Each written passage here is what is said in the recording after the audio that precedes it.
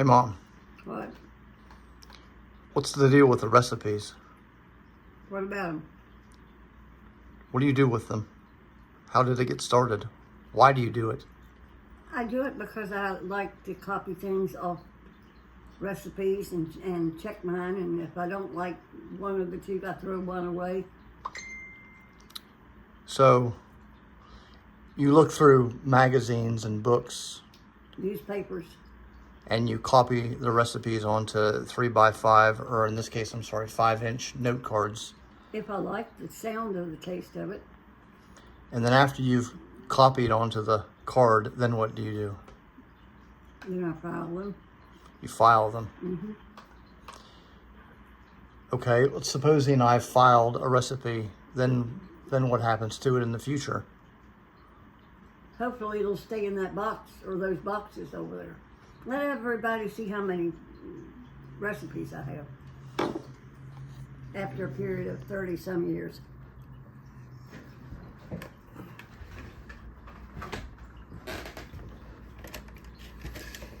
You have a substantial amount of recipes. Mm-hmm. The question is, once a recipe's filed in one of these boxes, then what happens? When I want that recipe, I get it with the card and follow the card. How do you know when you want that recipe? Don't ask me that because I have no idea. Just whenever I think about it. If I want some lasagna, I'm going to have some tomorrow or the next day. If not, then I'll just wait until some other day.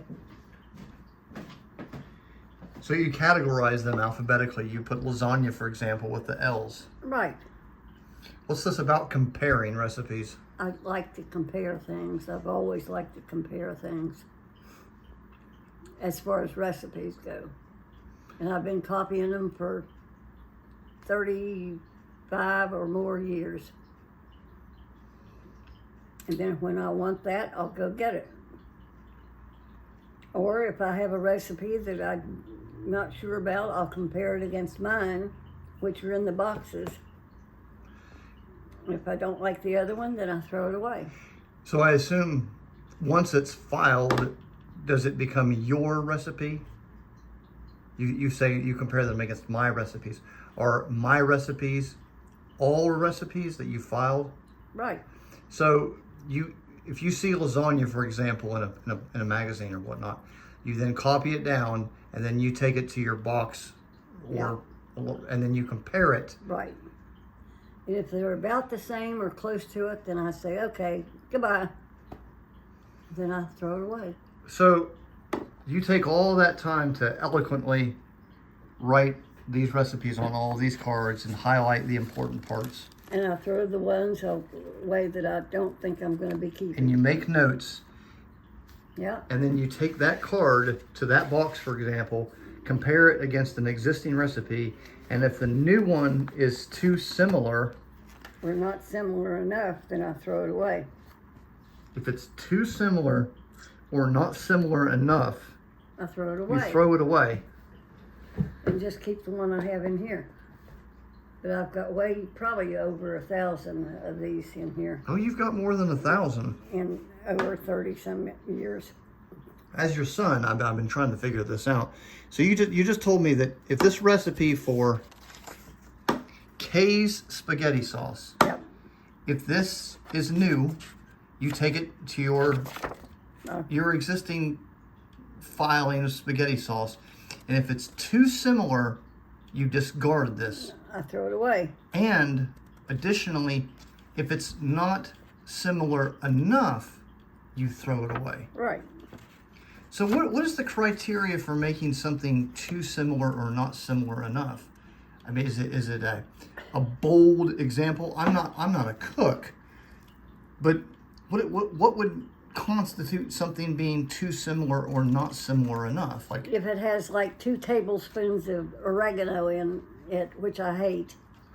Oh, so one of the And my recipe would have only 1 tablespoon in it. Okay. I throw the one that has the 2 in it away. Okay, so we've established that you don't like oregano. I know you don't like fettuccine cheese. There's some certain things I've heard over the some type of cheese you don't. Anyways, you have a list inside your head of things you don't ingredients you don't like. Wouldn't it be more efficient if you were to read a recipe for spaghetti sauce in the newspaper or whatnot, and if it had oregano in it, to simply not copy it down?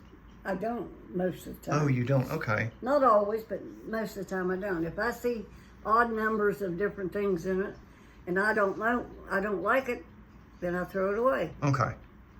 So there's a standard that goes on of what you like to see in spaghetti sauce, for example. And if it meets that standard, it is then taken and compared to the existing cache. It's put in here and filed. And filed. The other one that I had just copied, I threw it away. You throw it away. So why have you done this for so long? Because when your dad died, I had to find something to do. And I wasn't working at the time, so I thought, all right, we'll clean out the recipe books and clean the recipes out, which I still have not done. Sometimes I have double and triple ones in here.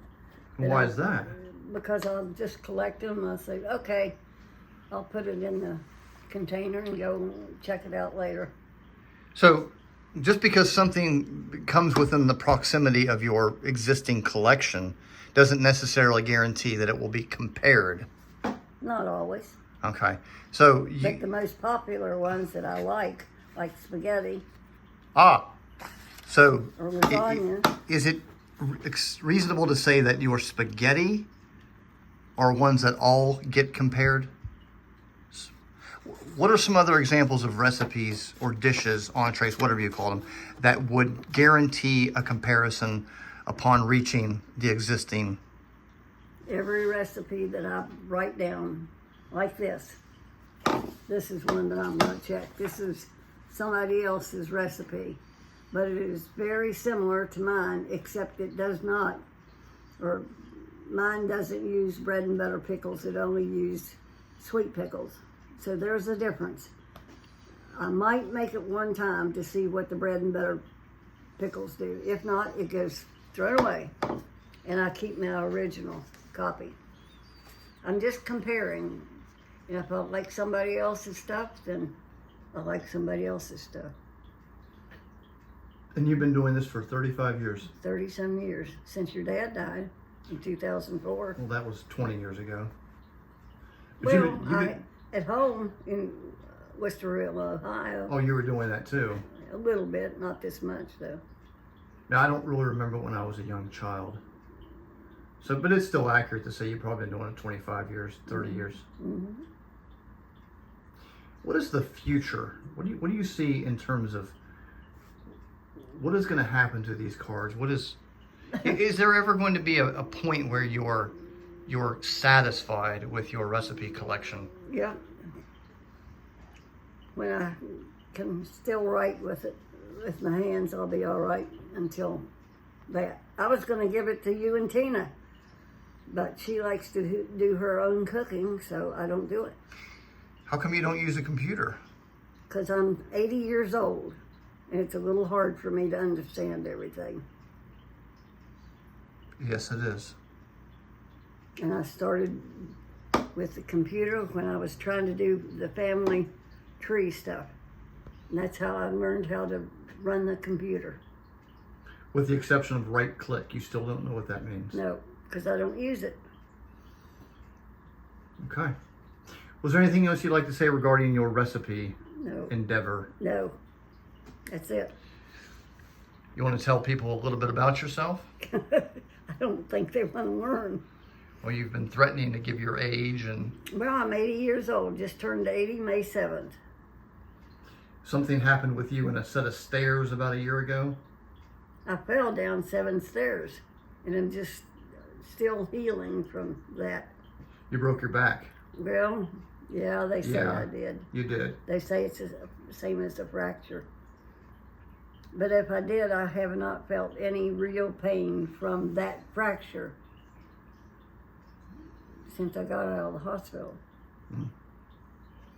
Now I have another pain that I've been trying to tell everybody about. It's pulled muscles. That's a whole different video. Well, it may be, but that's the only other pain I've had in my back. Right. Ever. Well. So, I went to high school, graduated in 62. Was married in 69. Your dad died in 2004.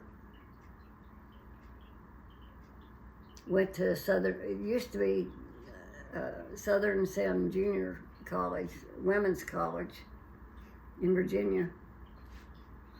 We'll have to highlight those things in future videos. No, Why not? there wasn't anything to tell that much. That's all you talk about. No.